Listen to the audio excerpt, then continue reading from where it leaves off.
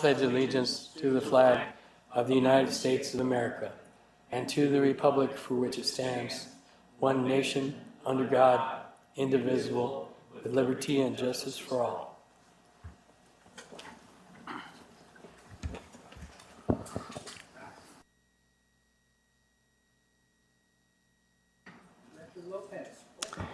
Chairman.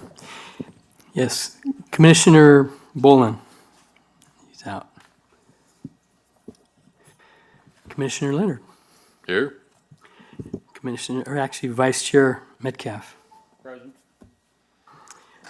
Commissioner Duran. Present. Commissioner Bacon. Present. And Chairman Halby. Present. Mr. Chair, we have a quorum. Evening, gentlemen. Ladies and gentlemen. All right. Approval of new business, July 12th, 2023.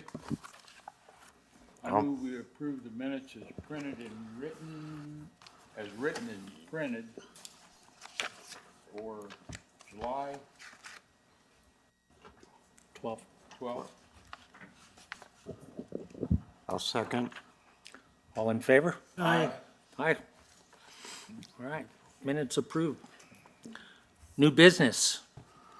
First item on the agenda, Cool PZ 230627. Wait. Use the other Oh, one.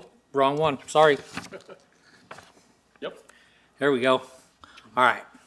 So first item on the agenda, is City of Coolidge General Plan Land Use, a discussion and public hearing of the City of Coolidge General Plan 2035, covering the topic of land use, other topics of circulation, open space, growth areas, and the environment, water resources, and the cost of development will be discussed at this upcoming meeting on Wednesday, September 13th, October 4th, November 8th, and December 6th, and January 10th. Director Lopez. Mr. Chairman, Commissioners, thank you. It's a pretty exciting time. We're going to start our process for the general plan. Every 10 years, we're required by IRS statute to upgrade our general plan and look at it and see if it's still current or if it needs to be changed. And then we have to go through the public process, which you have schedules here for you. So tonight we're fortunate to have the creator of the last general plan, which is Rick Miller, who was the planning director here. And when I was on city council, we adopted it, and it was one of the best products I'd ever seen. I worked in Pinal County in planning and zoning, the city of Chandler, city of Glendale, but this one had a lot of flexibility and really worked well. It had a lot of illustrations, and I was really impressed with the product, and it's worked really well for us after I've become the planning director. And so it really is a good product still. And so obviously we could tweak it and do what the public wants, and it has to go for an election and be brought up to date. But I think we're fortunate to have Mr. City Manager Miller here, and I think he may want to open up and give us some words of wisdom and kind of in general so the public's aware of what the general plan is. Welcome, Mr. Miller. Good evening, Chairman Halby, and members of the commission, and the members of the audience. We're really happy tonight. It really is hard to believe that 10 years ago in January, we were kicking off the old general plan process, which resulted in the general plan that you can find on the city's website. Working out, okay? So here goes the speakers.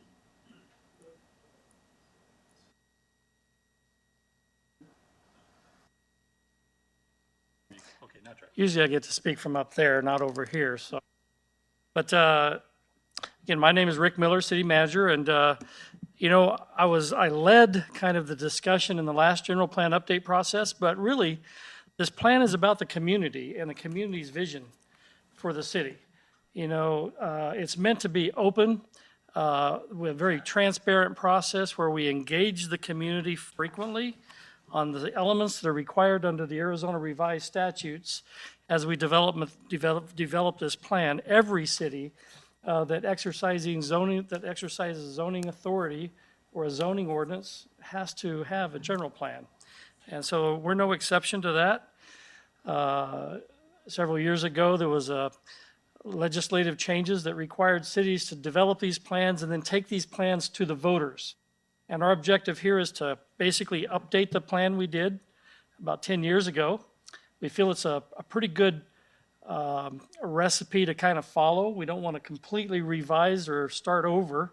We think that it's a pretty decent plan, but we need to take a look at it and see what kind of changes have occurred over the last 10 years and try to modify it and amend it to the things that have happened over the last 10 years and what kind of what we see going on in I know we have a lot of citizens that are concerned about the growth and development of our community. You see all different viewpoints on that. Many people don't want to see a lot of growth. They want to see a small town. They want to see it stay small. They want to see us keep our historic, our agricultural character. Those are commendable goals. We have people that come in here now from outside who want to see a little more in the way of community services and things that residents can participate in, whether it be parks and recreation activities or more shopping, so they want to see the growth. So you have all these different ideas and viewpoints, and our job here is really to kind of pull the community together, figure out how we can accommodate much of the vision that these community members and diverse viewpoints have in developing a new plan. We're not going to spend a lot of time talking. We're here to really let you, Phil will go over some points in the land use element of the plan, which we're here to talk to tonight. The land use plan is extremely important as we look at, as we do our planning process and as people make applications for either a planned area development to do a subdivision or an industrial development, or they want to come in here with a different type of activity or use, we have to refer to the general plan land use policy to make sure that what's being requested by the public or the developer or the person making the request is consistent with the goals and objectives of this plan. Okay? The planning document that I'm holding up here is not the law. It is a guiding document. It is passed by it eventually would be approved by the Planning Commission, adopted by council, approved by the voters, but it's really a policy document guiding the growth and development of the community. What the tool that the city has to implement the plan is what we call the zoning ordinance. Okay, does that make sense to everybody? And a lot of this may get a little confusing, but really tonight we want to hear your thoughts on our land use plan. Right now, I think when the plan was done, there were 183 square miles within our planning area boundary. The planning area boundary is much larger than the city limits boundary. We planned beyond it. Okay, so our only zoning jurisdiction is within the city limits boundary, but our plan reaches beyond that boundary to include about 183 square miles. And so I'll let Phil kind of run through the land use plan a little bit with you, but we really want you to share with us your feelings. If we've got your names, your phone numbers. Feel free to contact us. This is not a one and done thing tonight. We're wanting to get your information, but we want to pull information from other constituents that we deal with on a regular basis. If you want to call us or if you want to sit down with our team at your convenience in our offices, we're happy to sit down and confer with you about your thoughts and ideas about how the city's land use should move forward in the future.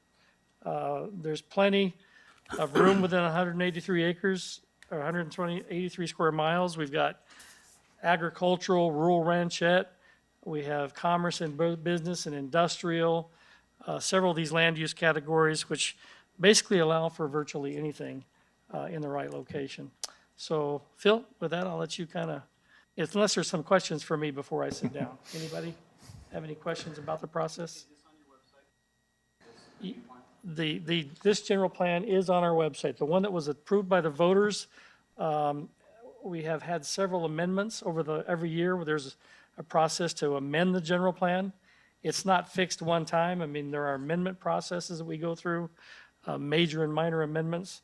And sometimes we'll have people requesting amendments, and they can do that in the interim years as the plan is being, between times when the public votes on it. Okay? So that means the one that's on the website does not have the amendments in it? The land use plan that's on the website that Phil will show you is dated, what's this one? Well, it's, Yeah, the one that's there was 2017, but there could be some more updates too, because a few more. our staff would add those as the processes were completed. There weren't too many amendments through this process. It is a very flexible plan, but Phil, go ahead. All right. That must have been my opening band, so I must be the headline act, right? No, maybe not.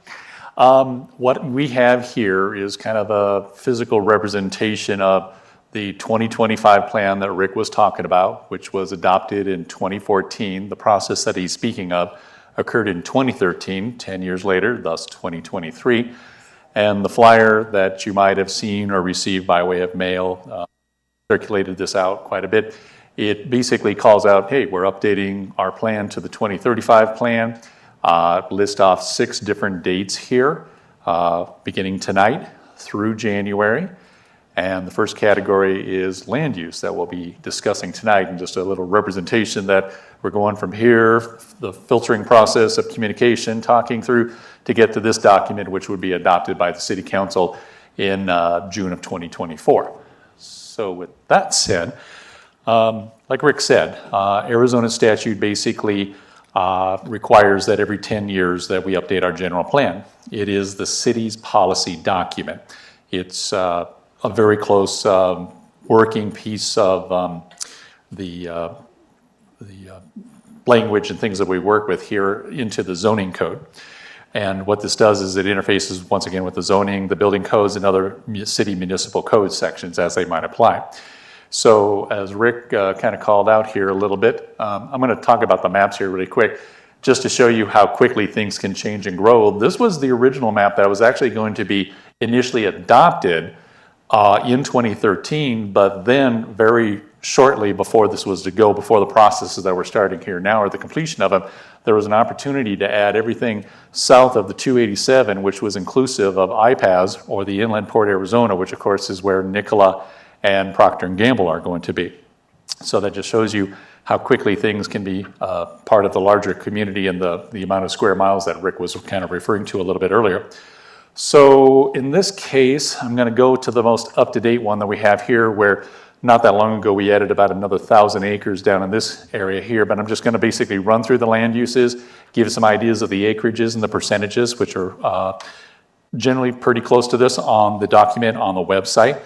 We will be updating all this information through these processes. So the first category that we have here is agriculture, and you can see it's about 12,500 acres, or representing about 11% of in the green areas on the map here. Next we have rural ranchette. That's about 26,000, representing about double what the agriculture is, about 22% that you can see in the brown areas kind of spread around. And the next category being urban neighborhood. This is by far and away our largest land use category at nearly 58,000 acres, or about 48%. This is not uncommon in a lot of cities where this type of land use or similar zoning, sorry, there's a bug here, can be anywhere from about 40 to 60%. So that's right in line with kind of the average of what we see. We got our downtown core, which is kind of up here, called out right here in this particular area here and stuff. That represents a little bit less than 1% of the land use. Must be that time of year. We have business commerce in the red here. It may look like orange depending on where you're sitting. That's about 11,500 acres. Also about 10%. And then our industrial and manufacturing, which is about 10,500 acres, or 9%, represented here in the Inland Port, Arizona. Once again, Nikola, Procter & Gamble, areas along 87 here, out by the airport. And that's just a quick inventory. One other thing that I want to talk about a little bit was also the citizen participation plan that was put before the City Council this July. And that was approved, basically creating the 6-month process where we're covering all these topics. In the process of doing this, we publicly advertised it in the newspaper. We sent out 70 letters to state, county, regional government, private, nonprofit type entities. Some were resent to a couple of address changes, but everybody on that list was. We sent email notices to over 200 private sector persons, companies, engineers, architects, developers of all different types of sizes, inviting them to participate, as well as emailing to our department heads to share with all the employees within the city. And then, of course, posters and flyers distributed on bulletins in public areas. A couple little things of where we were and where we are. The 2025 plan looked at the population from 2000 to 2010. In 2000, the population for Coolidge was 7,800 people. 10 years later, even with the recession that had occurred then, we still were able to attain a population of 12,000 persons. And as I've been recently talking with Rick and Gilbert, I've been kind of saying, well, we're a little bit below 18,000 right now, and if we're fortunate enough in the next couple of years here, maybe sometime by the end of 25 or in 26, we might welcome our 20,000th citizen. Just to think about where the growth has been, where it's going, and how important it is to continue guiding the community for these numbers of persons that will be coming to live and also hopefully work within our community here. Some of the success, other things were called out at the time, kind of identified the overabundance of vacant lots in 2013. Fortunately, 10 years later, many of those areas are reused or now developing single family or multifamily residential type products. Some of the commercial pieces are also developing. Actually, tonight on our agenda after this general plan section, we've got two major site plans. One for a multifamily type project for one of these types of lots, and a daycare facility for its major site plan as well along Arizona Boulevard. So here's a demonstration of the increased usage of the land within the city, trying to bring more of the community together, more services and things, as even evidenced with the applications that we have tonight.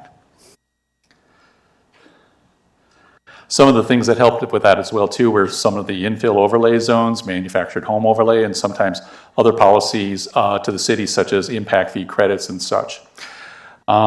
Continuing other areas of expansion of residential have included things like Cross Creek, Heartland Ranch, and right now also to call out the near future and coming up, forthcoming products like Hawk Hollow and Landmark Ranch, which right now through their major site plan and their final platting processes, which is a fancy way to say that they're very seriously committed and they've submitted to us basically their very specific engineering requirements, meaning that they're on the cusp of actually wanting to build or sell the product where we might get some other buildings, and that accounts for almost 4,000 lots and spaces, and that's real stuff. So if it's 3 to 3.5 persons per household times 4,000, you kind of get the idea of the math and why I kind of say, 20,000 people by 25 or 26, it's not an impossibility. Expanded industrial areas, we talked a little bit about iPads, Nikola, Procter & Gamble. I don't know if I'm going to remember this correctly, but I know it was something Rick was at where I think it was an economics professor who basically called out the gem of what we call here as iPads as a logistics kingdom, as basically an indication of its location, its access to rail, transportation, the highway, and just where it is in our population center in this portion of the country. So that's a very interesting complementary phrase, so I'm kind of borrowing that. All right, let's see, we talked about the land use and the percentages there a little bit. Let me, since I got the whole document here, just a real quick reference here. We decided to show this here because the land use areas, as Rick said, is a larger area beyond these brown areas, which is the actual legal city limits for the city of Coolidge. So these are the areas that are annexed in and actually hard zoned relative to our jurisdiction, but the land use actually fills in, as you can see, and actually is more expansive beyond that. So that's just a little bit of a reference there. And I'll come back to this map in just a little bit as I go through the individual sections. So the first section that we have here is basically agriculture. I'm not going to spend too much time on each of the categories, just basically call out their highlights of what they were designated for in the 2025 plan when that was worked on in 2013. For agriculture, we got basically, I'll call out the residential densities and the commercial intensities, and that's just a simple way to say density is how many houses per acre. Commercial intensity is basically just a measurement of the amount of square footage on a particular site and what the use might be, from light industrial or commercial or retail, that kind of thing. So in the agricultural area, the designation or the intention of its goal is basically, as you might expect, 1 dwelling unit per acre. Now, there are other commercially available uses that can be within that, but they're generally ag-related type use for the very reason. Specific sections, as was called out back then, it specifically identified particular zoning districts within the land use. So basically within the document and some of the things that Rick was talking about, it created a very streamlined process, not only for the major and minor site plan processes to make it a lot easier for developers or potential builders here to understand what our general plan was and how to take the next steps from there, but also basically an inventory or a shopping list here instead of having to play guesswork going back and forth. So that was a really nice design of the original plan. So the next category is rural ranchette. Same thing, target density for residential is 1 dwelling unit per acre. Also agriculturally intended, but also a little bit more of a variety of some residential uses. And I guess I've been ignoring the pictures here, but these are complementary pictures to kind of show an ideal type of situation. So I'll bounce back to agriculture. Obviously you can see cotton and cows and things, and I grew up in Iowa, so I got cows, but there was no cotton back in Iowa. We had soybeans, so barns too, so you get a little bit of an idea.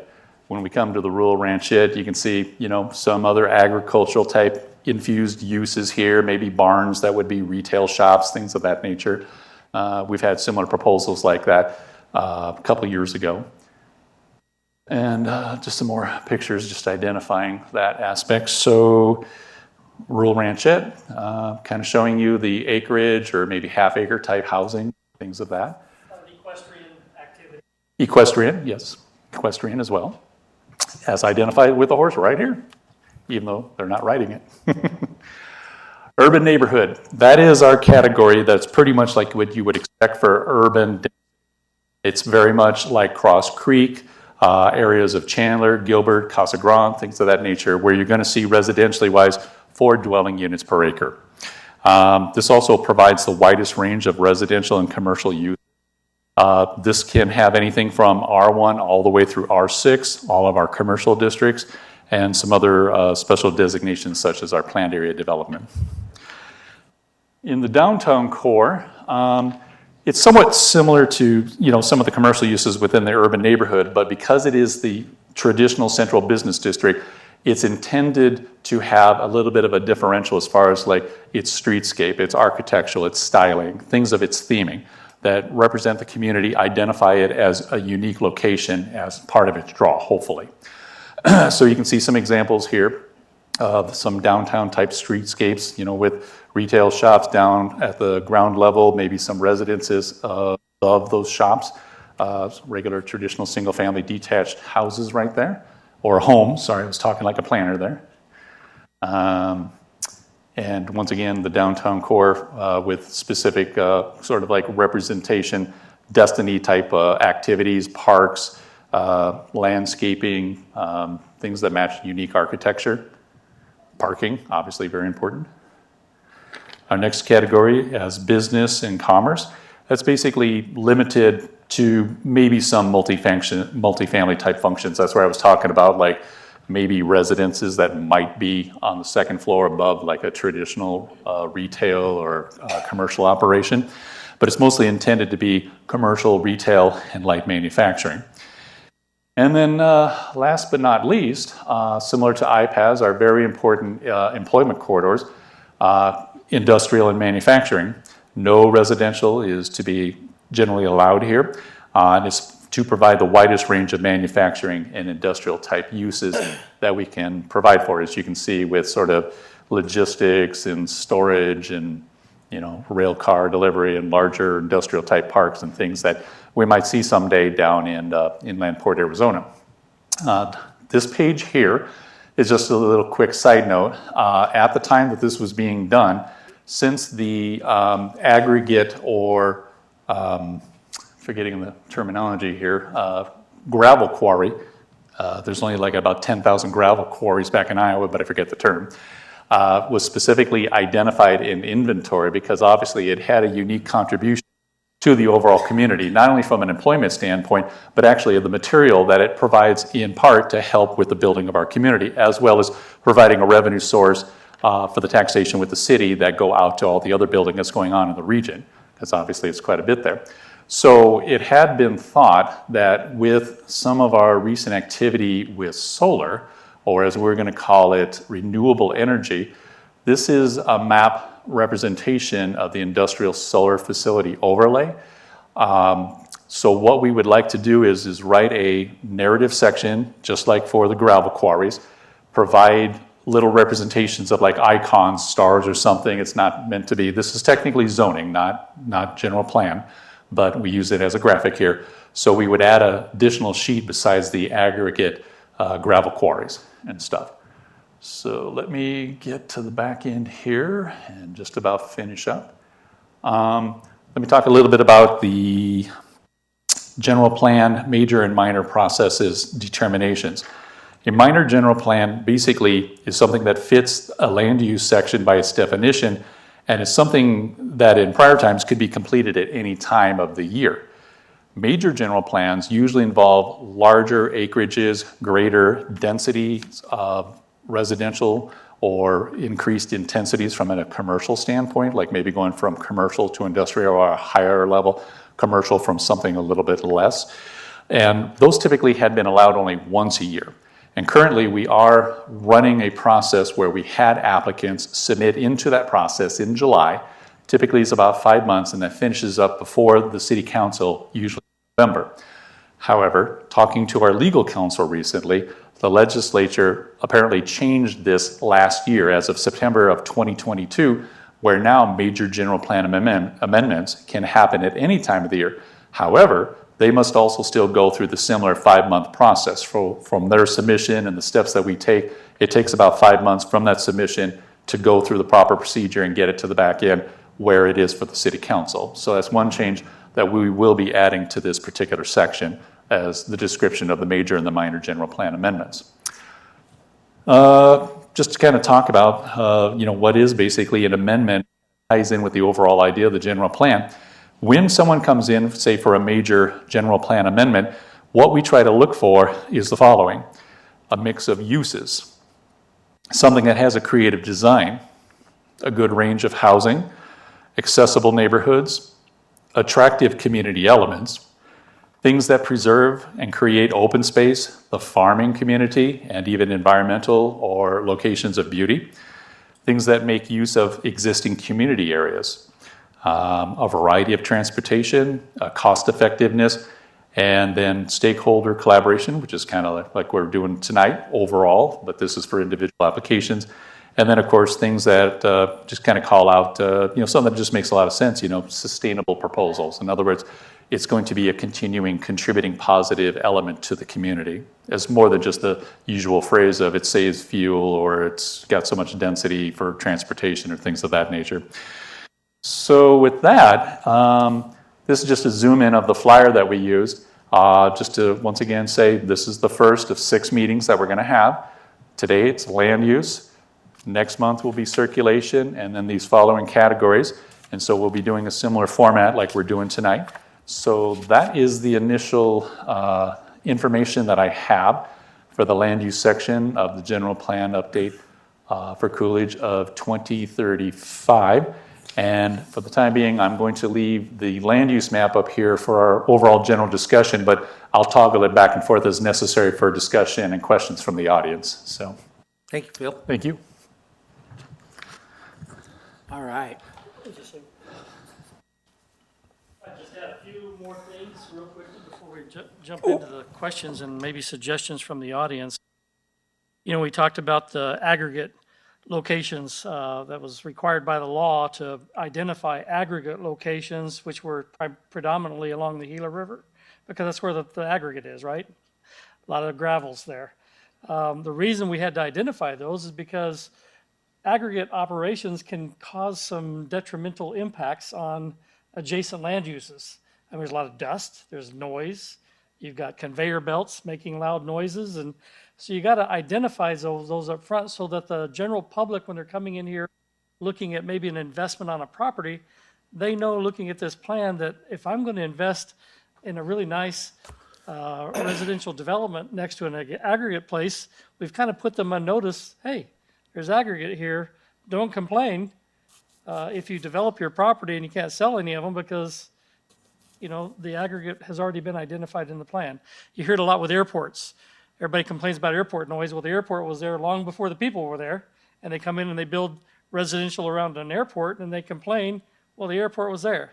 And so this is a very important document, and what we're trying to do is create land uses that are compatible with each other. Zoning helps us do that a little bit too. I had a guy, somebody posted just yesterday, I was looking at a post online, and somebody said that they were going to lease out their huge rural lot for people to put their RVs and semis and anything they wanted to store on his lot in a real rural area. And I just said, hey, what do your neighbors think about that? You know, I mean, is it zoned for it? Because a neighbor next to somebody that's just storing a bunch of stuff like that out there might have a concern about that. He kind of told me where to go. I said, well, okay. You might just check with your local city or county to make sure that the zoning is appropriate for what you want to do, so you're not surprised later. So it's really important, I think, that, you know, zoning was really established. We're not talking about zoning tonight, it's land use, but zoning was established really to protect your right to use your property. Really stops when it begins to infringe on somebody else's right to use theirs peacefully. And so that's the whole premise behind zoning. And again, the zoning is the document that really helps us implement the plan that Phil's gone through. I believe a lot's happened in the last 10 years.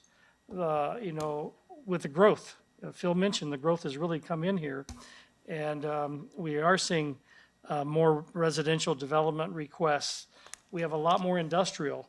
With that industrial, there's more employment demand. And we hear it from all the people that we work with on a daily basis. Where are these people going to live that come here to work? Workforce housing is a very important conversation that we've been having. Affordable housing is almost non-existent today. Everybody, I read about it all the time.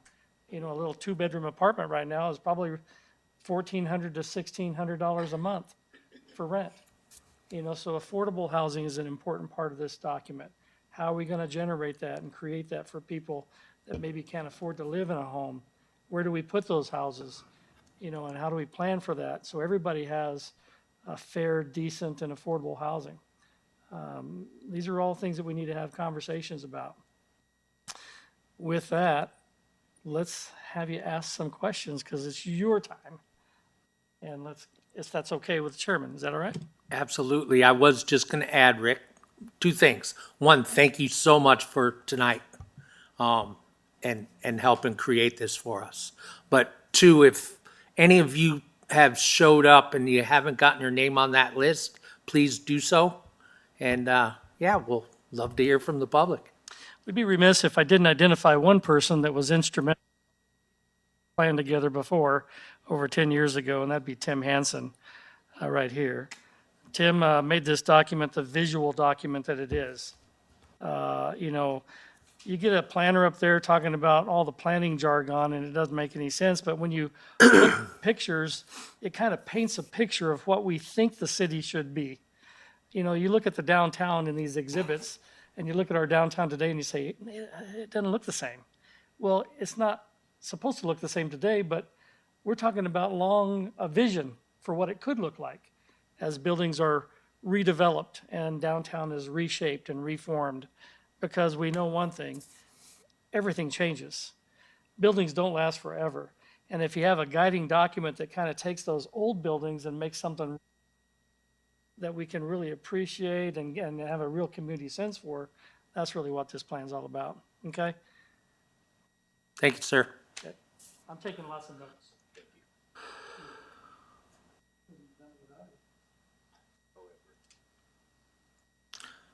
Phil, how do we handle the your list? That's generally for the documentation for the file and maybe mailings and stuff. All right. I had just put the discussion of land use between staff and the commission from a time point. And it was just, that's why I put or as needed behind each of the things. So I guess if they move in one succession to another, I mean, since Rick's wanting to, open up to questions, I leave that up to your discretion. That would be fine. Absolutely. Well, we, Sheriff, if you like, you can just call people up and then okay, have them come up and. absolutely. Somebody like to step to the podium? Please. Welcome. Thank you. Good evening, everyone. Debbie Neely, Coolidge. You know, it's been a number of years since we've done this, right? And so here we are again. I guess if you don't mind refreshing my memory at standard of practice or how this proceeds. I get a lot of info tonight, but I'm going to want to maybe review it, absorb it, evaluate it.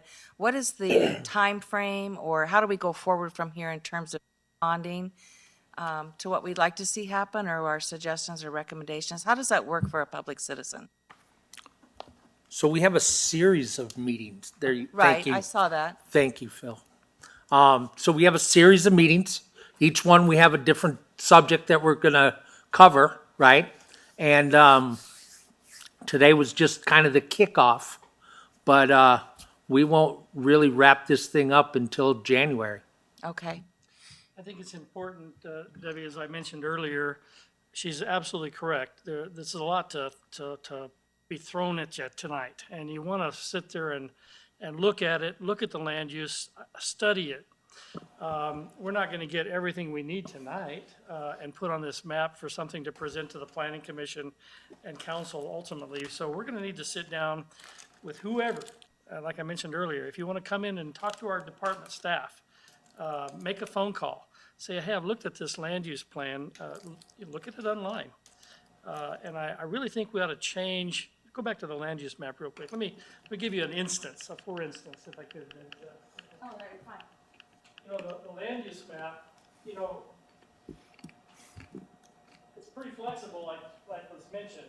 Neighborhood is the predominant land use on here, which allows for residential, including single-family, multifamily, office commercial, all of those things are allowed in this area. And there are generally standards that are set up. You're not going to put a commercial project in the middle of a neighborhood. You're going to put that on the corner of an arterial intersection. That's just good planning. That's where you're going to control traffic and everything else. So we don't try to get real specific on these neighborhood areas. But, for instance, I was looking at this map thinking how much things have changed. Highway 287 coming into Coolidge from Casa Grande is a major highway. Well, maybe we should rethink, that's this one right here is Casa Grande, you see all the activity over here that's going on, and they're growing by leaps and bounds. They're over 60,000 people. I was a planning director there for 20 years. As you come in here on Highway 287, and right here out of Casa Grande into Coolidge, well, maybe we shouldn't have all this ag here.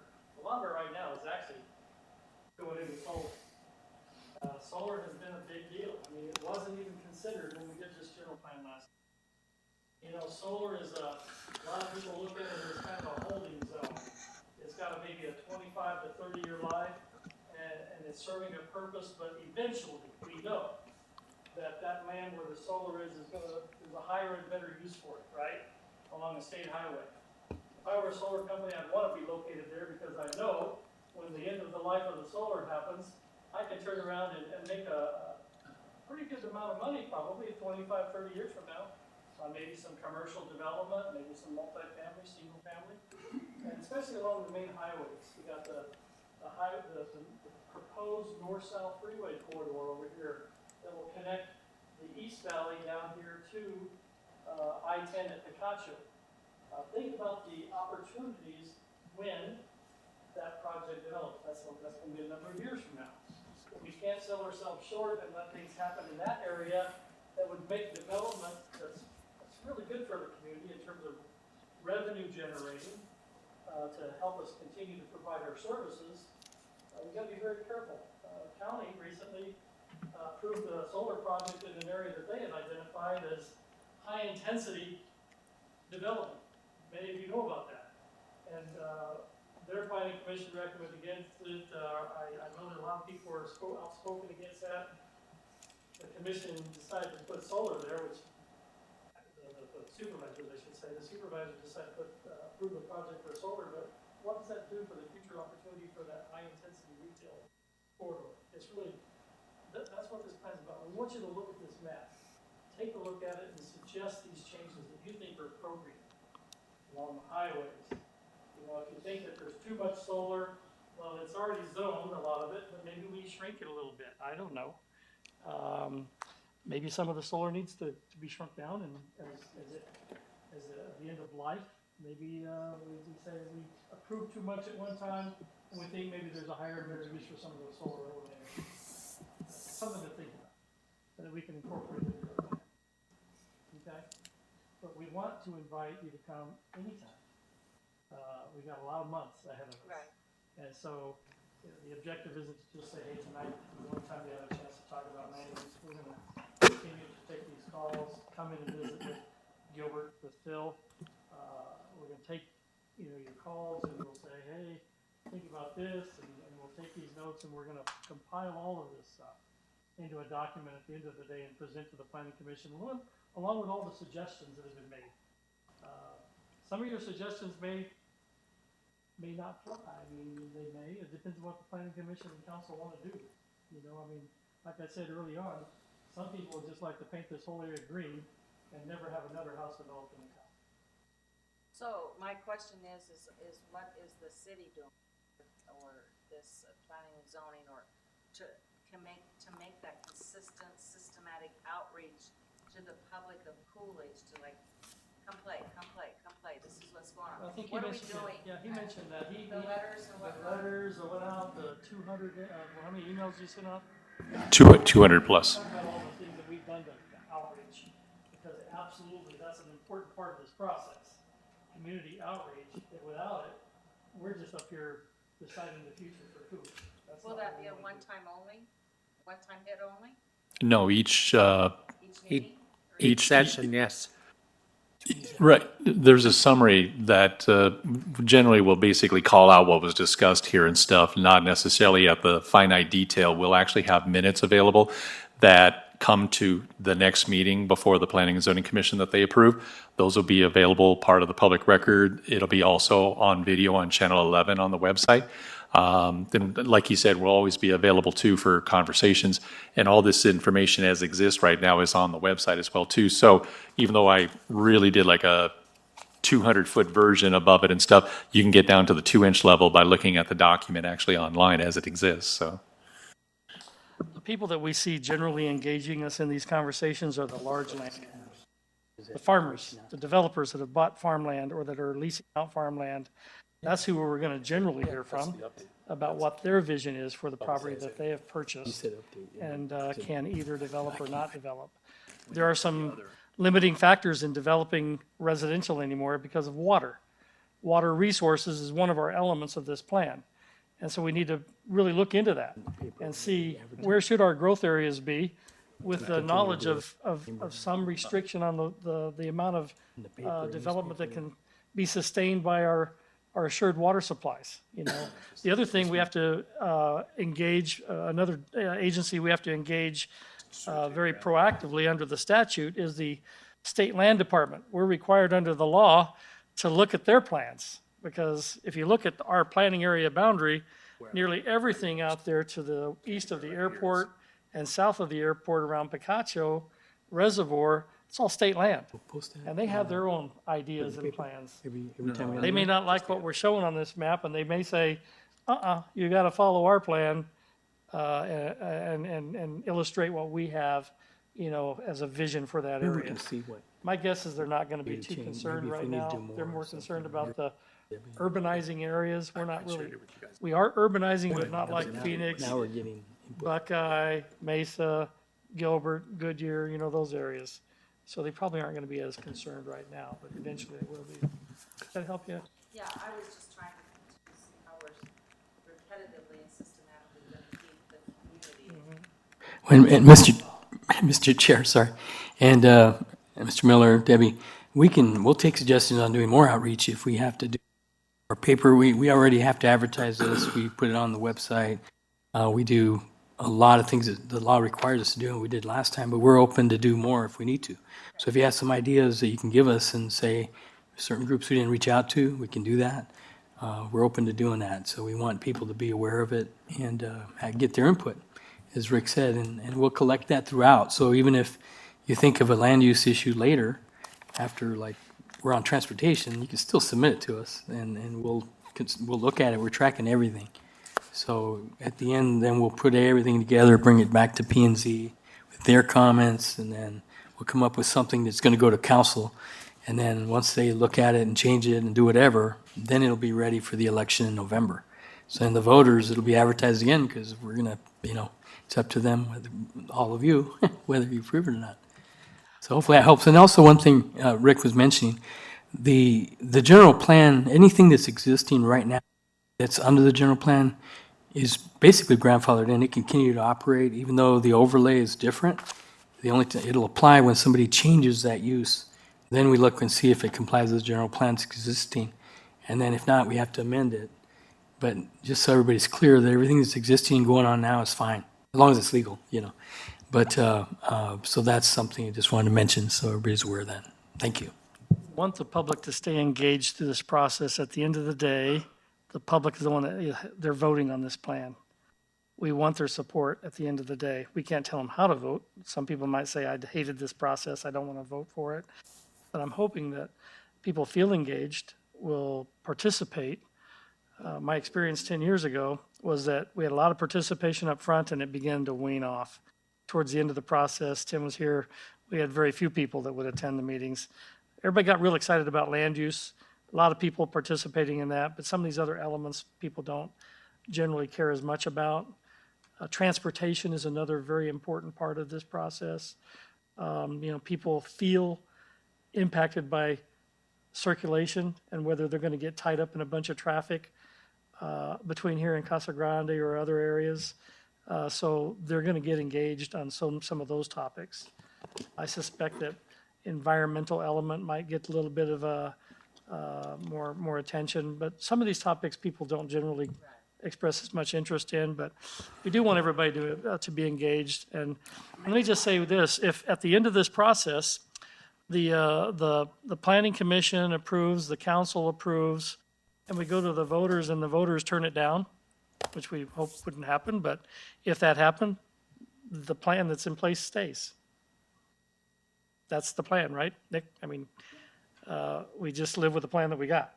So this is really our opportunity to update it under the statute and get what we really want out of it rather than live with what we have had. If you think there are changes that need to be made, now's the time to work on those and get those approved. Okay? Well said. I'm sorry.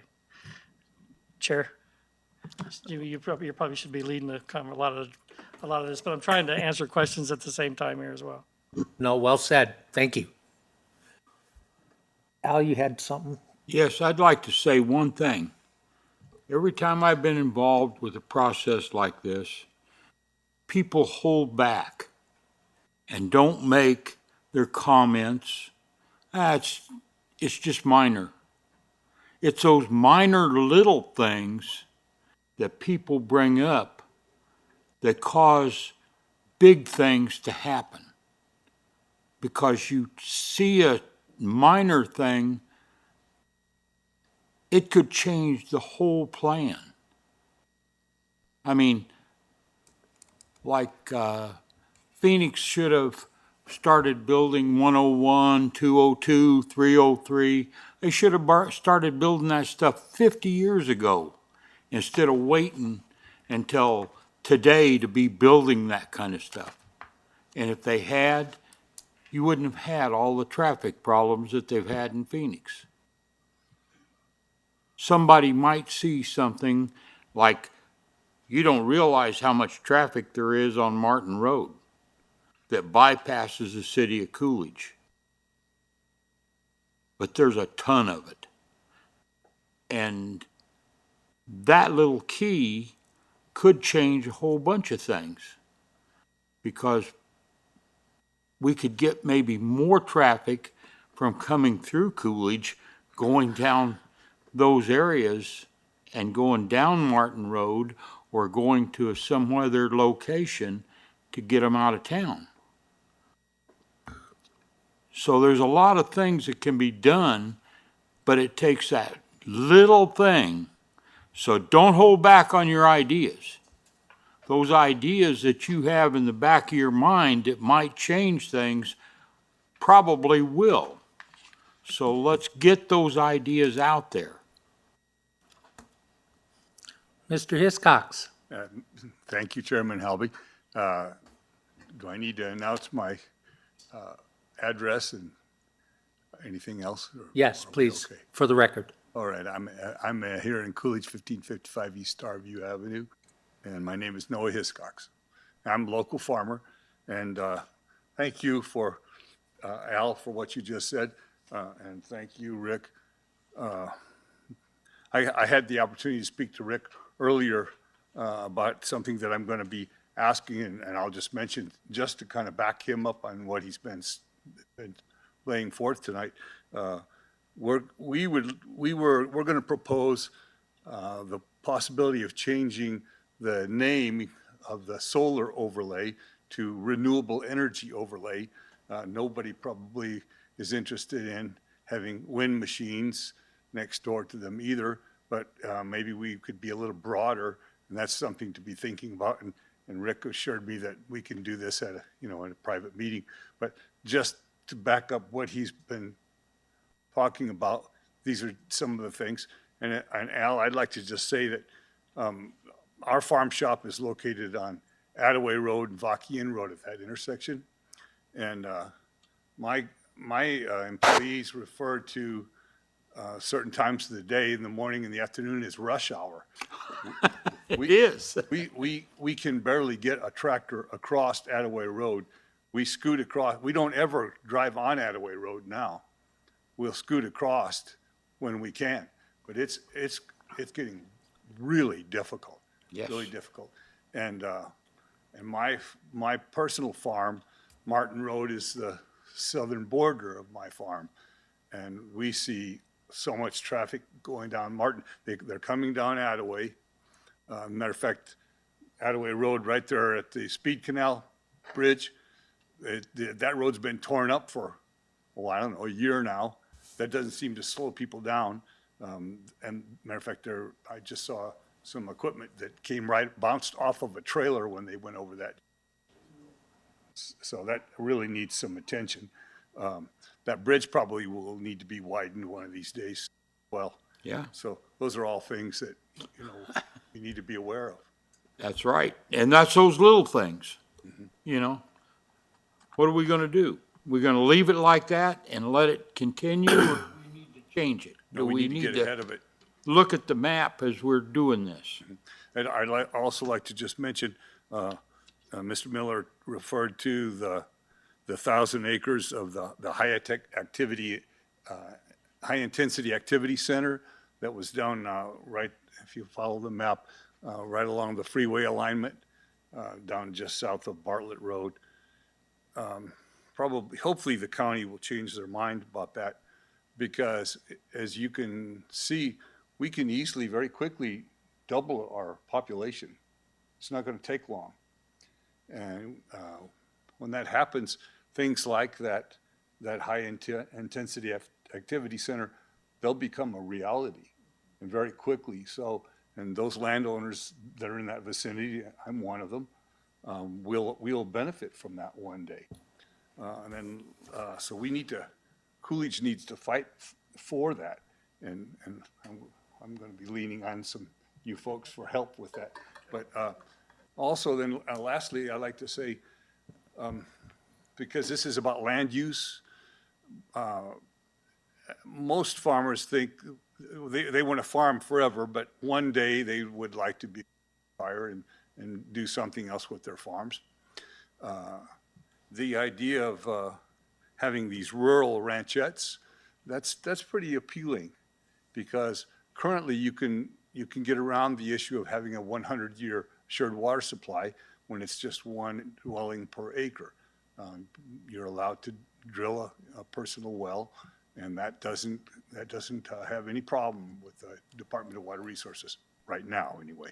Let's hope that doesn't change. And that leaves a nice green belt. If you look at the Lone Star area out here, Attaway Road and Coolidge Avenue, those are really nice homes.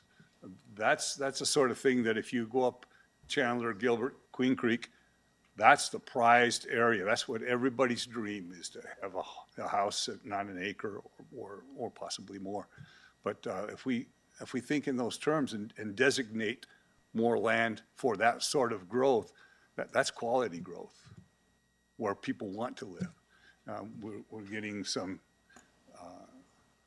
jobs now in this area due to the work that you've done, and why not aim a little higher?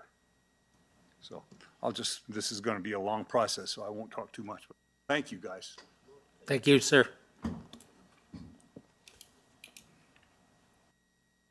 Anybody else?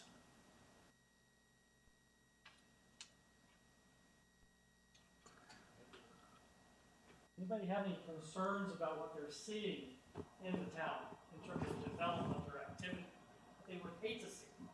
You'd like to see the city be 10 years from now. Come up here.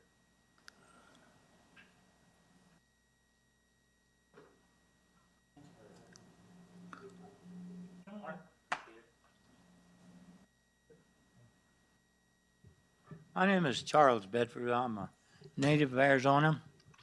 I was born and raised in Florence, lived in Coolidge and Picacho, and I currently live in Oracle. But, you guys been talking about building and having people do this, have people do that. But once you get this thing built and you have these nice houses and so forth, where are these people going to shop? Are they going to go downtown on Main Street of Coolidge? How many of you guys do your shopping in Coolidge? 2? Maybe 3, 4? Are you satisfied with your service? No. Huh? No. Yeah, no? I didn't run out of toilet paper when everybody else did. Like I say, I've been around here for several years, and I used to go to the show down there, which was a Saturday night deal. It was great to go to the theater. Now they don't have a pot to pee in or a window to throw it out, Really, guys, you're just losing the ball there. You're talking about all this development, and it's hit you right here in the face, and nobody seems to care, And I've been with the Highway Department 32 years. I've seen a lot of gosh damn bad plans go through, like one of them down here on the Coolidge Avenue, also down on Central. Whoever okayed that drawing or plan for that monstrosity of a driveway for Coolidge ought to be, I'd like for him to come up and explain how that has benefited the town of Coolidge. I mean, if you're not careful, you'll run into it and you'll cause an accident and you'll be involved in $1 million lawsuit. Talking about driveway, I'm sorry, driveways? Yeah, no, when you're going down the road, Main Street of Coolidge, Coolidge Avenue, Okay.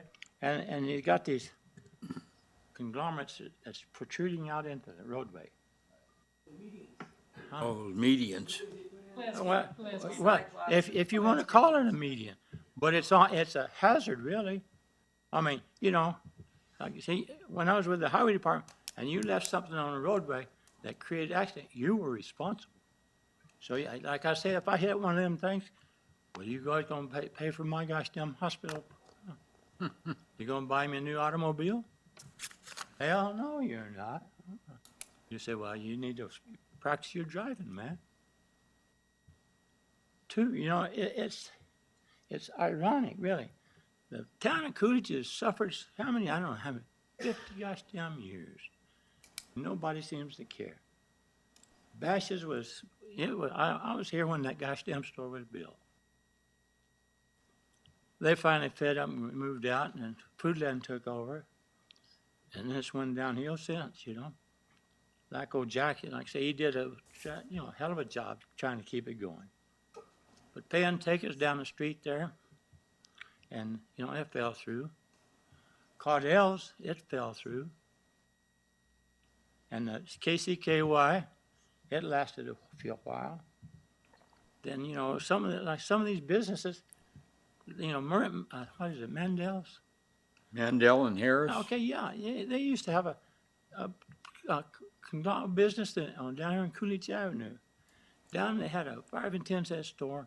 They had George Wawa's, and matter of fact, over there at Merkins, not Bashes, but Tom Nasser had the store burnt down over there. And then over there next to it, across the street from Merkins, with the H&H Hardware, they had Penny's hamburger. You could get a goddamn hamburger and a Coke for $0.25. You show me now where you can get a goddamn hamburger for less than $1. Huh? You can't, huh? Really? I mean, like I say, you guys are talking some big deals here, but you're forgetting about the little old boy down there trying to make a living in the town of Coolidge, because he doesn't have anything to work with, Because, if, I'm just as bad, I said, well, hell, they're having a sale over in. Matter of fact, I come through Gilbert yesterday. I said, I'm looking for a pair of Levi's, 35, 36. Now, past several goddamn stores, I said, Bedford, you are to go in there because they don't make them anymore in Tucson. But like I say, I just went by and didn't stop. So really, I'm just as guilty as you guys are, but that's my spiel. All right, guys. Thank you for the appreciation, for the opportunity, guys. Thank you, sir. Mr. Chair, if I might, following up on Mr. Bedford's comments and Mr. Metcalf, the little comments that can be big things. With the comments you made, I'll use this as an example. Oh, sorry.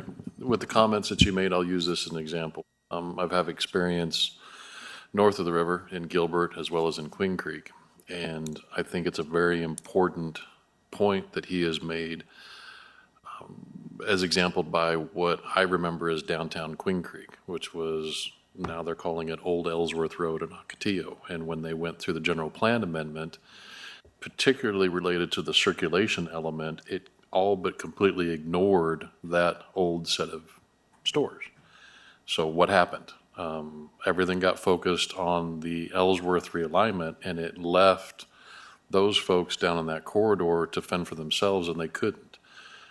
The stores that you mentioned that I recall being able to go to when I was much younger can't outspend and can't outlast a Target or some of those folks. So similar to the comments that have been heard before, we need to hear those things so staff understands what's going on. Planning Commission can then also make certain that we account for it. Some of what we may or may not be able to do, particularly as it relates to circulation, is going to be that wonderful organization that we call ADOT. And some of the frustrations that have occurred there. But as an example of what can happen in real world, Queen Creek forgot about what Queen Creek was, my opinion, not staff, not other council members. Some of the other parts of Pinal County did, and it is, and I'll go so far as to say this, and the attorney can chastise me later, it's tough as hell to get that back once it's gone. And so this is the opportunity, and this is going to be a marathon, folks. It's not going to be a sprint. So as these things come up, just because we're talking about the next meeting, that topic, doesn't mean you don't bring back up these kinds of issues, because we're not going to see everything. We can't.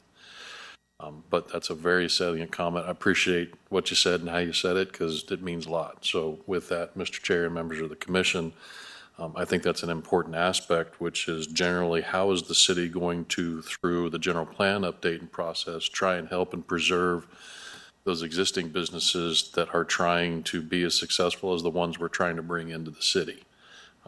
That's always been a concern of mine as we've kind of done some things. So if that helps kind of encapsulate what we've got going on there, I appreciate the comment. Thank you, Mr. Chair. Thank you. 7 o'clock.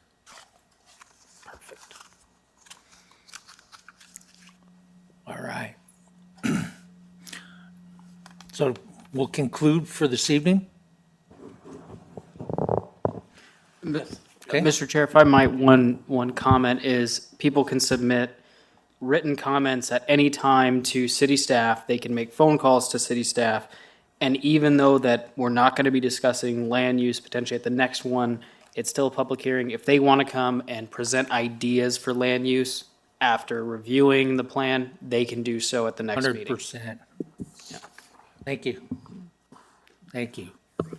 Please, please, we want to do this with you. All right? We need your input. We need your help. Thank you. Hope to see you all at the next meeting, September 13th. Mr. Chair, I don't know if we've moved into the planning and zoning comment section of this particular item, but I do have one item that's been brought to my attention a couple of times. I'm just looking for the appropriate time to bring it up. So, Please, now would be an appropriate time. okay, I can make it very quick because it's in my neighborhood. And it's also something that's made the news. There's some pretty significant concerns from a lot of folks in the rural ranchette and in the rural areas about the onset of residential treatment facilities.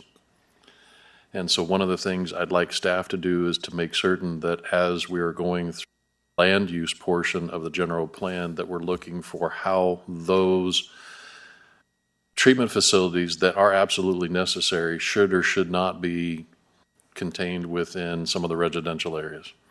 That's become a big concern, and it starts, I think, with the general plan. Certainly understanding the general document, it's not, but I think we can do some things to address the concerns that have been brought up. I know there are protections in place. I know there's a process, but specific to this evening's goings on, I've had probably about a half a dozen to a dozen folks approach me leading up saying that's a land use that we're concerned about specific to those areas. So that is one.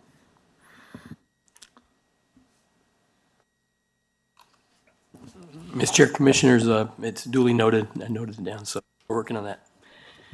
All right, very good. All right, we'll get on with our normal business. Again, thank you all. Next item on our agenda, Cool PZ 230627, major site plan application submitted by Hanson Engineering on behalf of Desert Vista Rentals LLC for the Desert Vista Rentals on Central project located in multiple family R3 zoning district as 4 buildings with a total of 8 multifamily units on 2 parcels composed of a total of 28,858 square feet, 0.66 acres as located on the northeast corner of Washington Street and Central Avenue. Director Lopez. Mr. Chair, we have, Phil's going to open and give you information on this project, and then we have Hanson Engineering, Tim's here to talk about that, and also I believe the applicant's here. Or Tim, okay, and then so, Phil, go ahead. Testing, all right. Basically, run through the same stuff here. As you can see displayed on the overhead, here's the general location within the city on Central Avenue there, just off of Washington. Here's the general plan exhibit calling out the location as urban neighborhood, and our zoning district calling out the R3. It almost looks orange there. Anyway, here's the site looking generally northeast from the intersection of Central and Washington. You can see its status. The project actually is about like right here. I have another exhibit that'll show that a little better along with the applicant's site plan. Here's the site looking generally northwest from Central Avenue with Washington Street in the background over here. So generally, once again, looking that direction. And here it is kind of standing up from this location here from the alley with Central Avenue in the background from Washington Street here.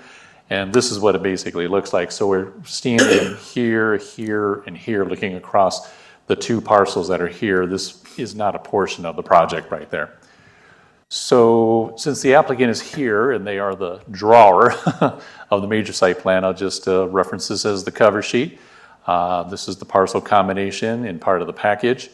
This is the the site plan calling out the 4 individual structures, 8 total units. You can see how the site is staged for access off of Central Avenue, dumpsters in the middle here, and where the parking is in relationship to the individual units.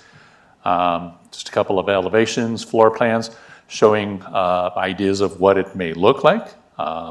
Looks fairly pleasing here. And those are basically the exhibits. The applicant's representative and the applicant are both here. So at this point, I'll turn it back over to you, Mr. Chair. Thank you. Mr. Chair, if I may, Mr. Gherkin's been, and his company has done a lot of infilling throughout the city, which has been really good in all parts. So this design's probably, the building themselves, I think, are in other parcels, if I'm correct. They can correct me. But Hanson's great about really utilizing the site as best as possible with what they got. So that's what makes it work. So anyway, and I'll turn it back to you, Mr. Chair.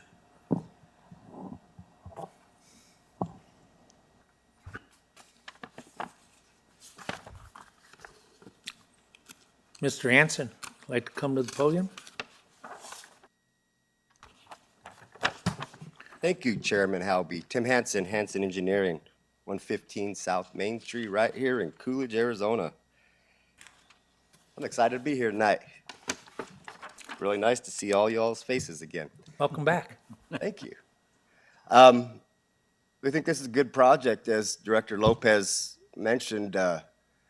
Jake Gherkin and his group, they have done a lot of infill in town. I think if you take all the other infill done, added together, they've still done more. This particular duplex project, or building, exists throughout town in various of their other infill locations. Right up here on Elm Street, there are several units of these. It is 2 separate parcels utilizing a cross-access between them, allowable by code. There's a legal document that executes that with this. For the purpose of allowing future options at individual. Cross-access runs with the land, much like a deed restriction or CC&Rs. We've developed this site. Phil, go back one. Thank you. So we've developed this site after consultation with the city and the applicant, and being able to align those interests, present a plan that meets code, and I think this is going to be another good development by them. They have a proven track record. They stand by their word. They're not one-and-done guys. They're here for the duration. So both ingress, egress is on Central?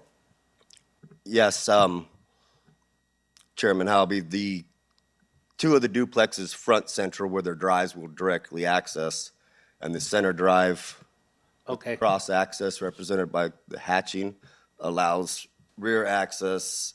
In addition, the trash truck coming in, picking up the bin on the right, able to turn around and grab the bin on the left, because as 2 separate parcels, code requires they each have their own trash receptacle. Right. That enough room for a trash truck? Yeah. It is. Minimum requirements for a residential drive-in code are 10 foot. We're well beyond that. The turnaround radius is at the end. Meet requirements. Fire truck might do a few more .2 turns than a trash truck, but the reality is they're not going to fight this fire from that drive anyway. No, they're going to come off the alley. They've looked at this from the alley or the street. Speaking of, where's the hydrant? No? If, Mr. Garfield, if we could go back to maybe one of the exhibits in your staff report, the site context, I think, shows hydrant locations relative to the site. Maybe.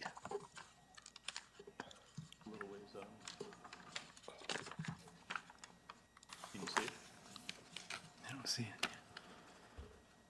So there, Chairman Halby, there is a hydrant at the intersection of Broadway and Adams, northeast of the site.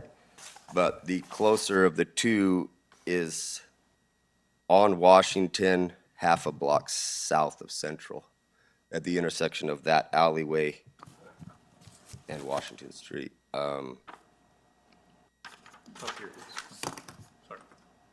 Probably There it is, yeah. And also the fire, 200, Oh, okay. 250 feet away. Yeah, Yep. okay. I think the requirement for new installation is as long as you have one within 500 feet, fire code doesn't make you put a new one. So in the developed areas of town, it's generally not an issue because there's lots of them. You get out into some new development areas and you got to start making sure you have that coverage Right. for life safety. Right. and Mr. Chair, the fire department did look at this and looked at the width of the entrances, and they didn't have a problem with it. They made comments, and Hanson Engineering responded to them. They didn't have any issue with the turnaround radius in the back, Well, units? given this as being the site plan and it still has to go through its full silver review and stuff, that analysis would take that into account. So one way or another, and I did speak to Tim a little bit about this in the next application as far as maybe having to trim down some of the landscape islands in respect to that type of thing, but that shouldn't be a problem. Okay, perfect. Gentlemen, you have questions? Mr. Chair, but I think they're going to be answered later on, because again, representing it's a major site plan, but following up on your question, it was, that I think it's just the site plan layout is there enough room to back a car out there on the north end going towards the, I think what staff's going to say is that'll be a part, so on the north end of your project, how you got them stacked, like on that representation, if you take the length of that car, I don't, at least according to that layout, it doesn't look like there's enough room to back a car out without going into the line. But I'm going to guess that's going to get detailed out in the next go-around. Commissioner Leonard, for most of those cars, the answer would be yes. Yeah. And looking at this, the cars on the far ends, this one Yeah. and this one, could benefit from a bit of a bump out here that allows that rear Right. travel without running over the curb and the landscaping. These guys, this is ample room. They're not a dimension. Yeah, I was looking, There. and you got to the point, Mr. Hanson, Mr. Chair, that I was looking for is I'm sure those dimensions will show up, but, and then on the parking that's going to be on a central, for my education, Mr. Chair, staff, how are we handling sidewalk, and Tim, feel free to answer this or whoever, how are we handling the ADA requirements for ensuring sidewalk safety and curbing and all that good stuff relative to that much parking coming in and out of the site? Or is that something that needs to be addressed? Mr. Chair and Commissioner Leonard, if you notice on the staff report that we're going to deal with the ADA and everything during the civil part of it, Okay. because if it's roll curbing, usually they go, throughout the city, it's used to go over that. But there could be other requirements for the ADA that we have to put in. Well, it's like for example, you have to do my apologies, 204 days with the legislature has left my brain a little drained. You have to do and yet they still paid themselves when they weren't there. Like, for example, you have to do, I call it the button surfacing, when you're doing changes to different, that kind of stuff. And then, so I appreciate that. My ham-handed way of asking that question. The other question I've got is, as a part of the development process, if it moves forward, are we requiring the applicant or the landowner to remove and replace and install new sidewalk, curbing, things like that? Or will that be addressed as you go through your civils? Yes, if it's, excuse my voice, if it's okay and not damaged and the roll curbing's good, then in that case, it may not be required if it works within the current design. Okay. And they'll take that into account as civil, but if there is some or we need more because of the weight of the trucks going in for the trash, then that may be a requirement. We did that on Main Street with the 9 Project 1 over past Coolidge Commons. We had to put in a different type of entry that holds the weight of the trash truck. So if that's the case, we'll do that here too. Okay. Chairman Halby, if I can elaborate a little bit, as Director Lopez says, we're rolled curb and gutter here, existing. Our site survey, this is in good shape. There's not really any ADA concessions that need to be made beyond what exists there. However, the drive entrance he alluded to, we will evaluate during design. It is likely, as with a different project from the Gherkins on Main Street, that drive section through the center will have to be removed and replaced with it's a MAG 250 spec, which has thickened asphalt, and it really is for the purpose of the weight of that trash truck. It's probably fine without it, but maybe it's not. It's not usually risked. We look at the condition and the thickness of that, which has varied over the years. If you dig up concrete from 50 years ago, that stuff must have been way cheaper because it's 12 inches or 18 inches deep, and the 3 to 4 now. But we will make sure this develops with some integrity. This is how the Gherkins do business, and this is how we do it too. Okay. Mr. Chair, Tim, thank you very much. Thank you, Tim. Thank you, Chairman, Commissioners.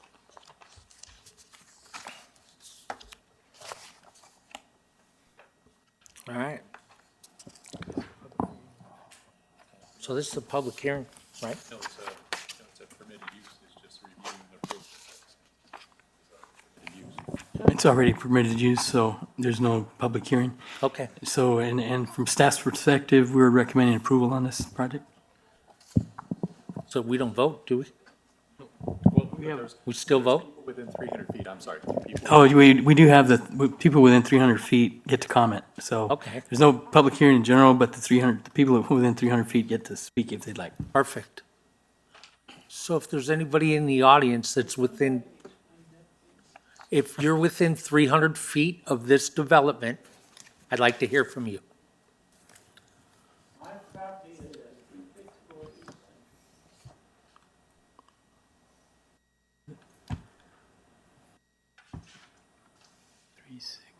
East Central. 354? It's right there. Can you point it? Yeah, I think it's right. on the right You're side. more than welcome to come speak. Right about here? Yep.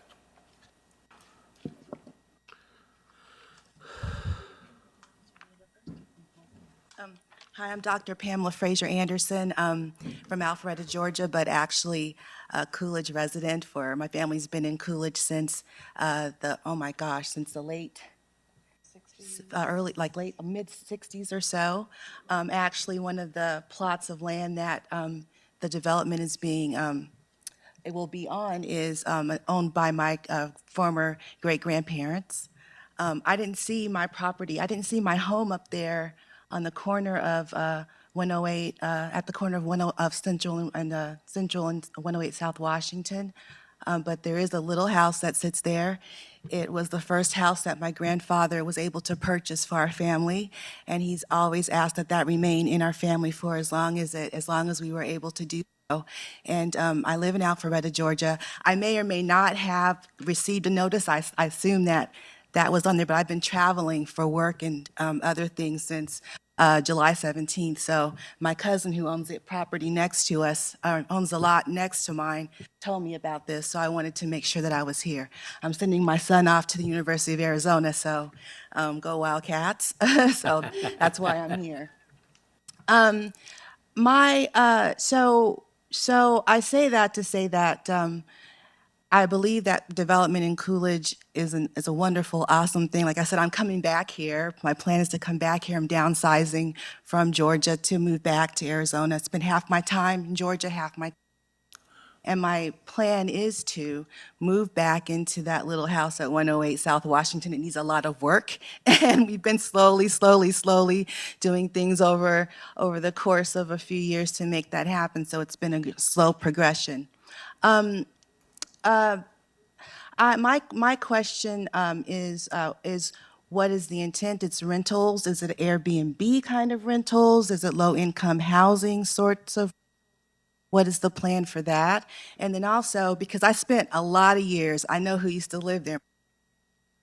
My cousin's lot, Mr. Manuel lived there, then my grandparents. So it's not a lot of space. I've been in that house, my grandparents' house, my grandparents' house a number of times, and there's not a lot of space. So I'm curious about the maneuverability of the automobiles coming in and out of the space, as well as the traffic on Central Avenue, not only from the people who live there, but also from additional motor vehicles who will, friends, family, relatives, everyone visiting along that site as far as like where they will park.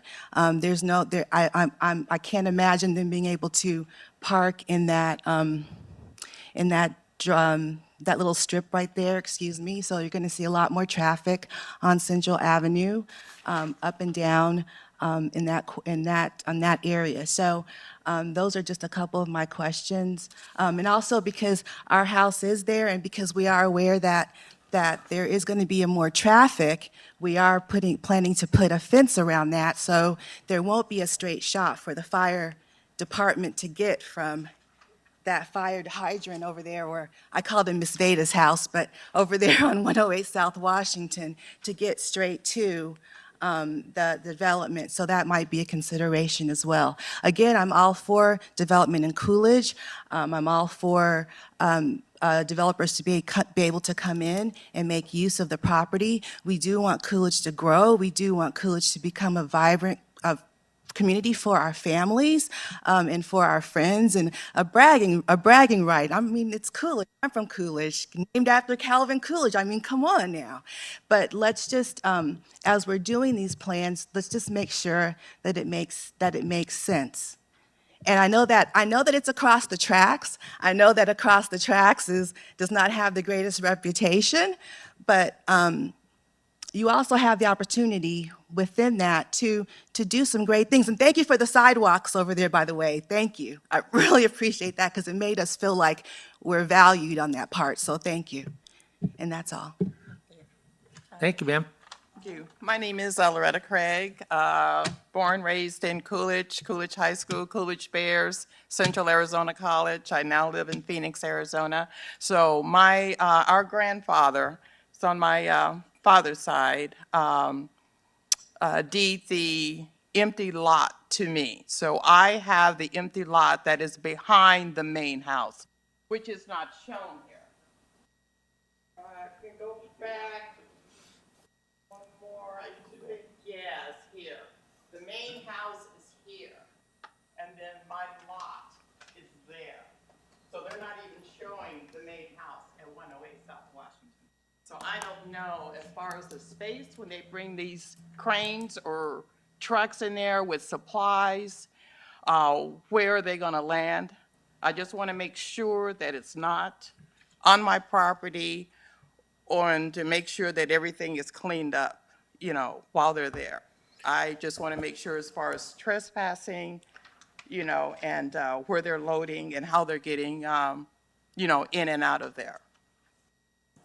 So that is basically my concern. It's an empty lot, but, it's going to be fenced. So just take that, into consideration, that will be a very tight squeeze. I really can't get a visual of what's going on. Oh, those are cars, is that correct? Yes. Yes. These are okay, those are cars. Okay, and that's just basically, now where are the homes? Around the car. The U-shapes. Around, oh, okay, then, that's there. So there's 2 units and 4 cars. Okay. All right.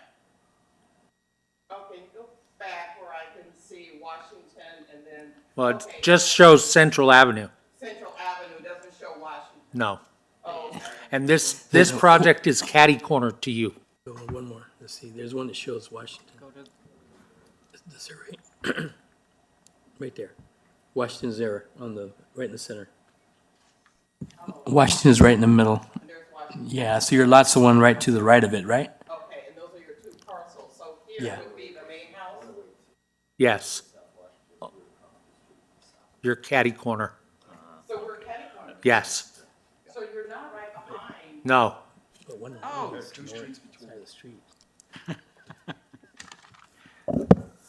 Oh, okay then. So by looking at the map, it looked like it was right there. Okay. Right. It's catty corner. Oh, it's large scale. Okay. All right. Okay then. So anyway, it's just catty corner from 108 South Washington. Yeah, You're clear with that? You have a question? Okay. Because the way, yeah, look on here, it's, yeah. When we got our map, it looks like it's right on the, right, I can't show you, but it looks like it's right, like 108 South Washington, and then it's right over there on our property. That's why we have Phil. He makes it really big so we can see. Okay, so it's okay, so you know what? I take back all of the comments that I just made, except for how wonderful Coolidge was. And how about the sidewalk? And appreciation for the sidewalks that we have.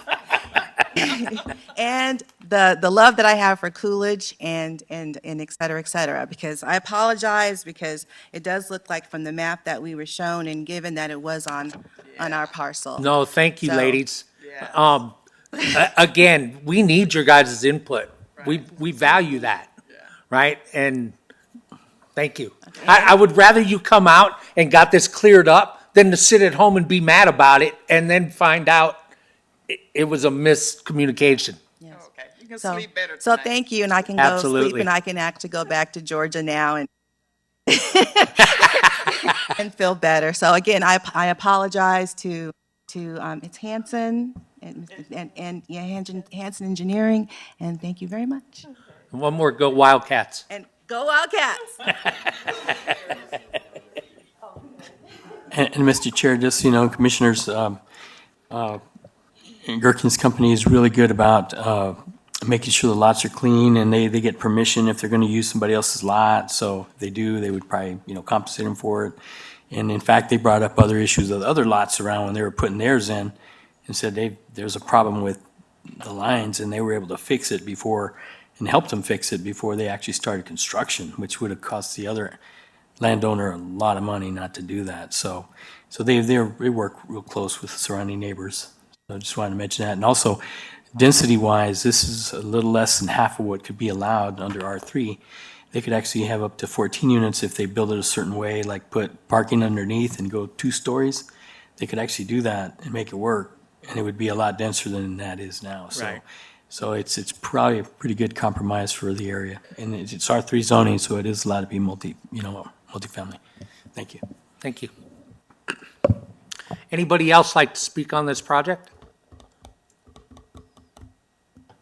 All right.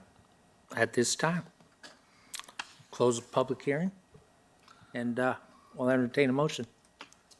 Mr. Chairman, I move that we approve Cool PZ 23-06-27, major site plan application as presented to us. I'll second. All in favor? Aye. Motion. All right. Last item on the agenda. Major site application submitted by Hanson Engineering. On behalf of Vicki Wallace of ABC and 123 Small Blessings Daycare Center, LLC, for a Section 602D11 daycare center in the General Service C3 Commercial Zoning District as located on the northeast corner of Arizona Boulevard and Sproul Avenue.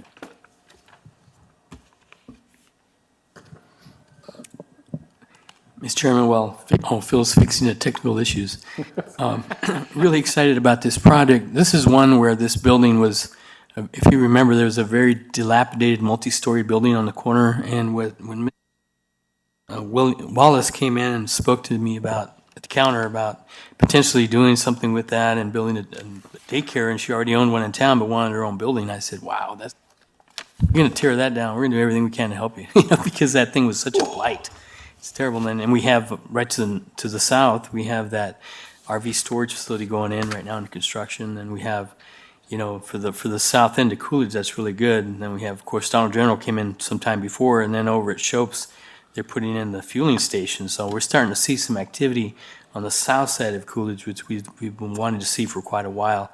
We're finally getting some traction down there. So hopefully we'll see some more.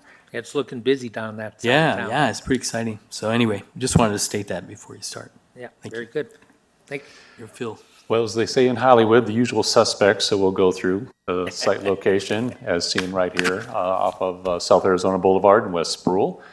Our general plan exhibit designation is in the blue, our downtown core. The zoning is also blue, which is in this case is for our C3, our highest commercial district. Yep. And a few photographs. Site looking generally north from Sproul Avenue, Arizona Boulevard to the left over here. And down on this photo, it's the site generally looking south from Sunset Avenue, Arizona Boulevard, over on our right this time. Site plan cover sheet, all the detailed information there. Same thing, parcel combination, record of survey here, provided part of the site plan. As Gilbert said, and I'm sure Tim could say here too, we worked quite a bit with the orientation of the building here. Very challenging site, as a lot of them are, being the size that they are. Found a very good solution here for instance, since there's going to be a lot of cars coming and going in the morning and late afternoon, or as I call it, people, they're coming down this way, you got a little bit of room for linear stacking here, down to the stop sign here, or if people are going that way, so obviously it made sense to have the driveway there instead of down over here. Outside of that, lots of adequacy for landscaping on the peripheral edges here. I think it'll be an outstanding contribution to this side of Arizona Boulevard. And just some internal floor plan information here, and a couple of elevations to kind of give a general idea of what the building will look like. At this particular point, I'll turn it back over to you, Mr. Chair.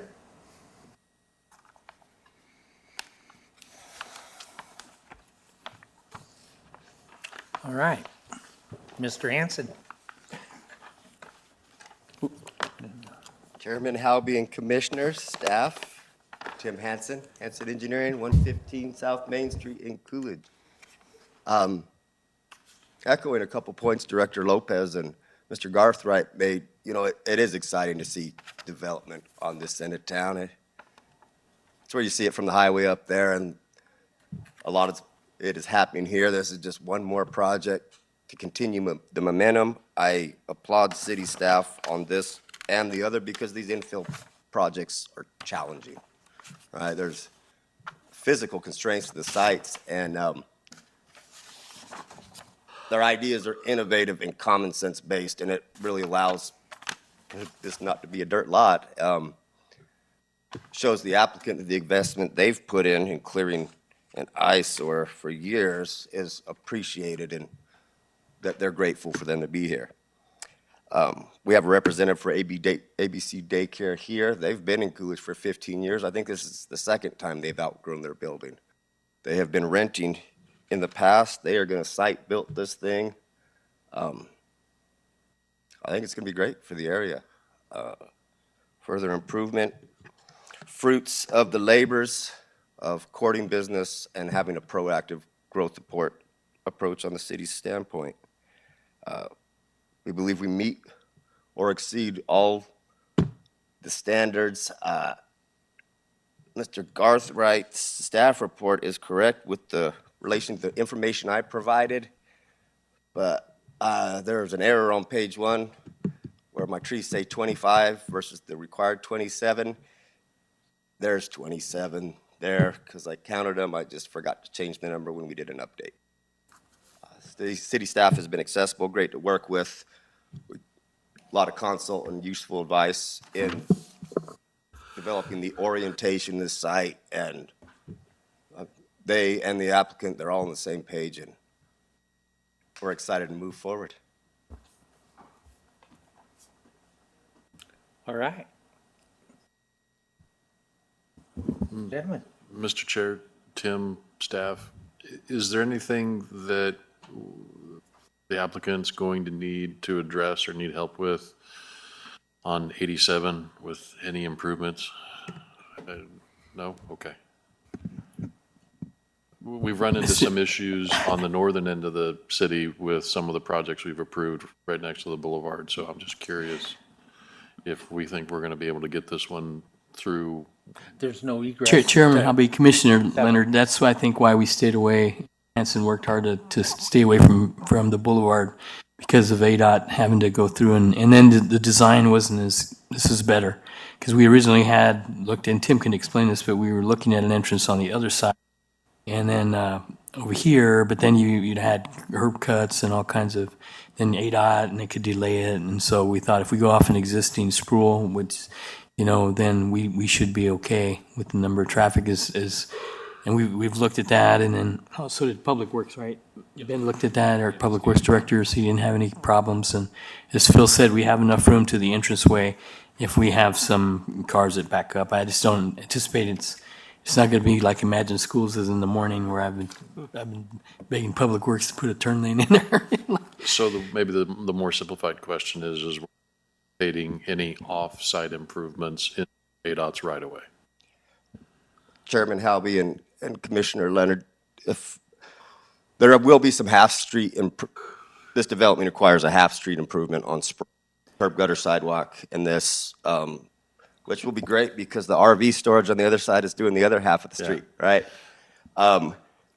There is going to be this portion where the existing ramp, it doesn't line up, it's not in the right place, it doesn't work, has to be removed. So ADOT will be involved in this. The ramp design complying with ADA standards actually doesn't fit in the right of way. You can see it cutting across here.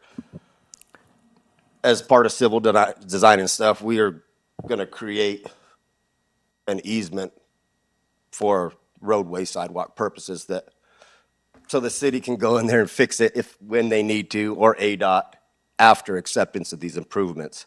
So there's a minor ADOT thing there. The RV storage is dealing with the same issue on that corner, but they have a couple more because they do have physical access from the boulevard that move the existing curb cuts. This driveway entrance and this one exists now. That one was always a bad idea. This one was just challenging, given they don't own this parcel too. So we feel this is probably the best effort. Plug forward and hope by the time we get to the ADOT part that someone has seen it and approved it, because it is designed per their standards, ADA requirements, and city code. Overall, general, great improvement, though I may be biased. I like the fact that it's coming off of Spurl instead of the boulevard. And there's 4th Street's not too far from here. I mean, it only holds so many kids. There's state requirements related to square footage and age group dependent stuff. So you can only fit so much there. Got 2, maybe a midday thing, but there's alternatives, convenient and safe alternatives to just Spurl Avenue. And Mr. Chair, Commissioners, there's also the city's transit, the Con Express runs right next to this. So when I was over transportation, that was a really good thing because down we have the senior apartments to the back. So the public transportation runs right next to that. So if somebody needs to take the kids there, they can. It'd be really accessible. And then, this is my voice. Over in Rigoberto's, remember we approved that site plan? When I talked last time, I talked to a gentleman from ADOT from Tucson. They didn't require them to upgrade the ADA corner. They let them keep it and didn't require them to tear it down and do anything with it. So I was like, oh, that's good. You know what I mean? Because sometimes they do, sometimes they don't. So, Right. We'll see what they require on this one. Very good. Thank you. Thank you.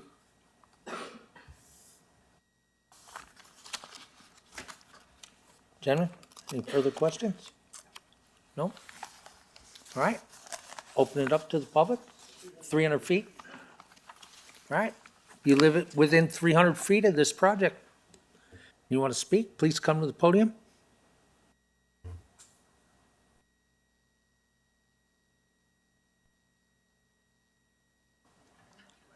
one of the representatives. I think. Hello, my name Hi. is Regina Thurman Felix. My mother is Vicki Wallace. I currently run the daycares with her. This will be we have a daycare, one currently here in Coolidge. We have one in Casa Grande and one in Eloy. We're in the works of opening another in Casa Grande, and this one will be our second one here in town. I was raised in Coolidge. I graduated from Coolidge High School there all the way, and my dad has been in Coolidge, works for the school. Actually, he's the groundskeeper for Coolidge Unified School District. Some of you might know him. Duke is his name. So some of you might not, but that's my dad. And we are very excited about this plan. I am excited that they figured out a way to keep the pull in off of the main boulevard, because that is one of the things that we deal with at our Casa Grande location now, and it's rough for my parents, and we all know little kids like to run and do that, so I'm glad that they figured out a way to close that off. But I did want to kind of put a face to the name. My mom couldn't be here tonight for personal reasons. She ended up having to go out of town, so I wanted to make sure that I was here to put a face to our name. So we're very excited about it, and thank you for your time. Thank you.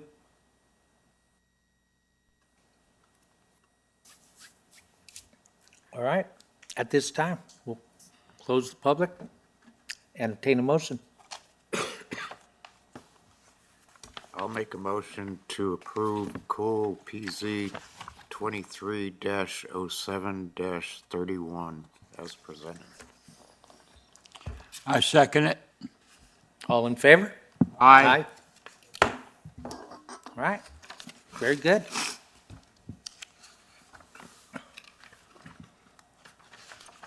All right, my favorite part of the evening, Yeah.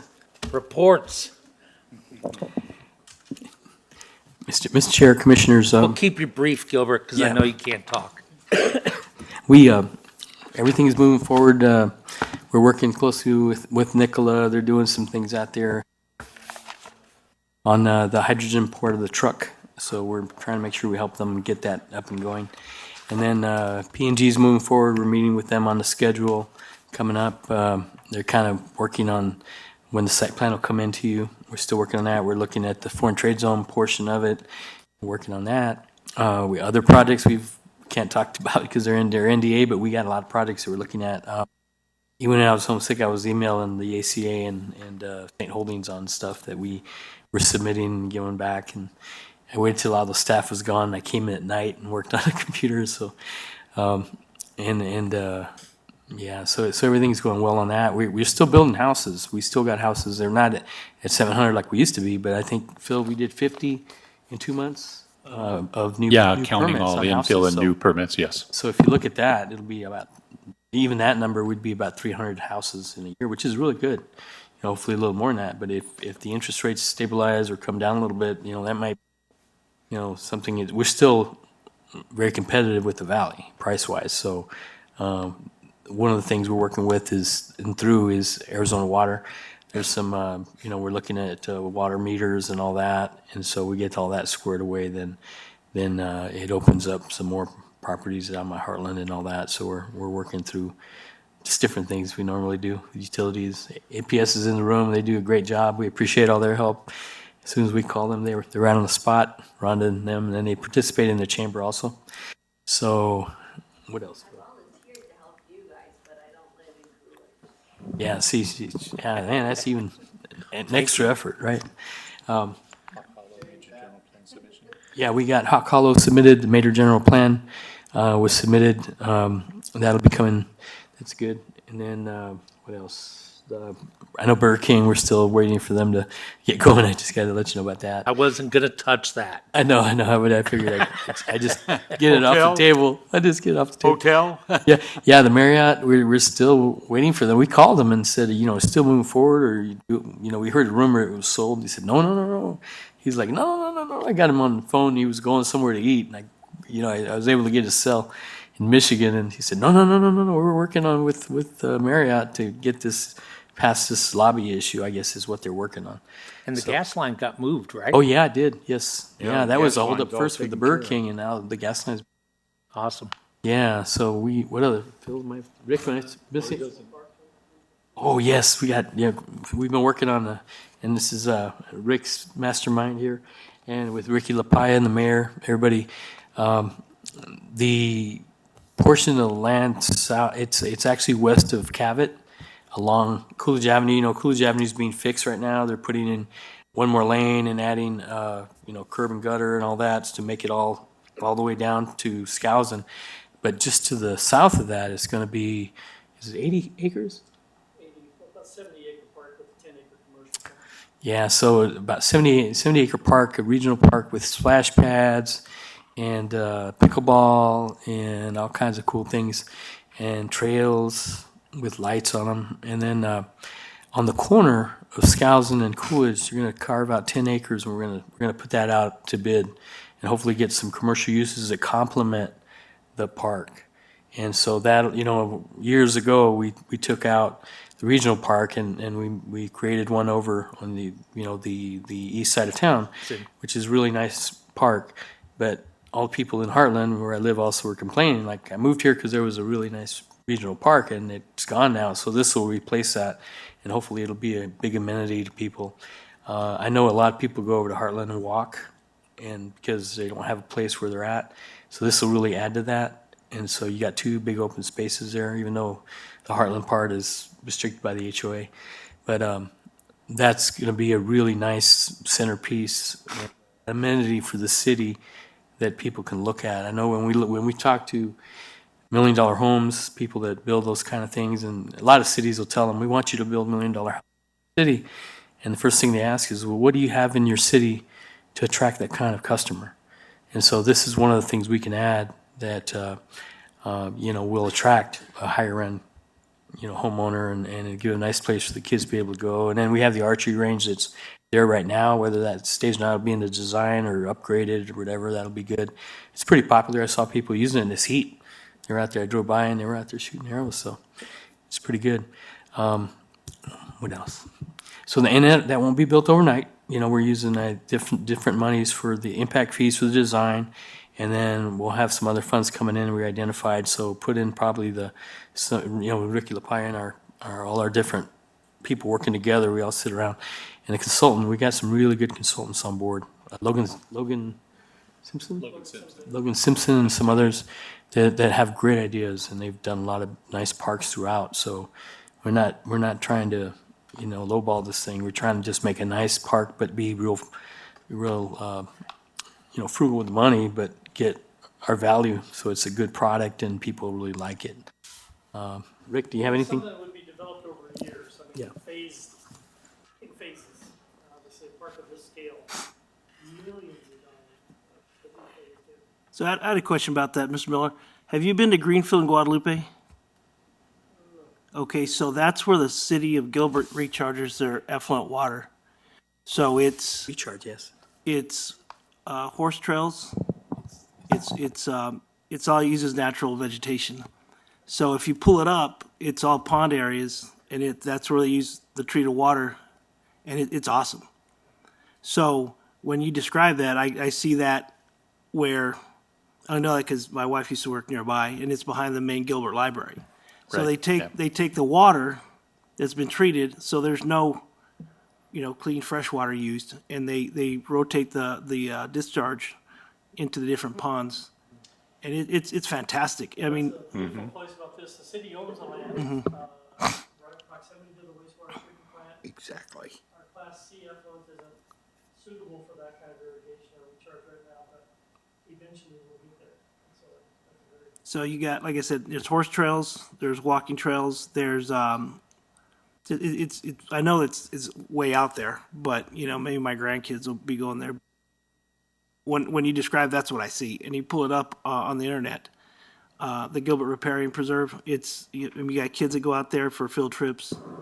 I think you can go stargazing. I mean, I don't know how good that is now with the water, air, light pollution in the valley, but that'd be a great place to put something like that. Yes, and Chairman Halby, Commissioner Duran, Phil lives real close to that, so he was telling me they're very aware of it. I've been going to it since basically the library opened, and I'm probably there at least once a week. So So you mentioned that there's an IGA with some of the other cities. They take treated effluent from them and then also put it in. So it's a really nice facility. We have toured some of those, and I know Rick and the mayor went and saw some really nice product in Mesa. Is that right? They had some lakes there, so we have been looking at that also. And I was involved in Desert Breeze when it was built in Chandler. I was an offsite inspector for them. And I worked in engineering and planning. That was a real nice with the water, and it's not a riparian area, but it's a nice feature from SRP. So, thank you. That's a great comment. Appreciate it. All right, my last burning question. Okay. How long before Coolidge Avenue's done? I think, I don't know that I have an exact time. They poured the curb and gutter on both sides of the street. It's moving along quite well. I don't have a report for you on that. Okay, It's pretty busy at night. it is pretty busy. I know it's been an inconvenience, but we're getting it done pretty quick. Ellison Mills is doing a good job for us. He's doing some sidewalk improvements there, and once they get started with the pavement, it'll go fast. Just the prep work. Right. Mr. Chair, I want to acknowledge our council member Eric Daniels is in the audience behind Rick. Oh, I don't know if hey, you noticed him. He's trying to hide welcome. back there. Welcome. That's all I have, Mr. Chair. That's Mr. it? Chair, for the next, if I might make a request, when we do the circulation element, can I request that we give an update on Prop 400 and what that means and all that kind of good stuff? I'd ask about the tax rental stuff, but I don't think that's germane to our meeting today. Absolutely, yes. Yes, and we plan to bring in who we need to explain certain portions of it, if we need to bring anybody from the county, or we certainly will bring our staff, Public Works Director and different, whatever element that applies to, so they can kind of give us an update from their end of it. Yeah, please, and if you have some other requests, you email that to me, and then we'll go ahead and make sure we have that. Okay? Perfect. All right, we'll do a call to the public. Anybody from the public like to come to the podium and speak? I thought Phil was jumping off. All right. I'll take a motion to adjourn. Chairman Halby, I move we adjourn. I second. All in favor? Aye.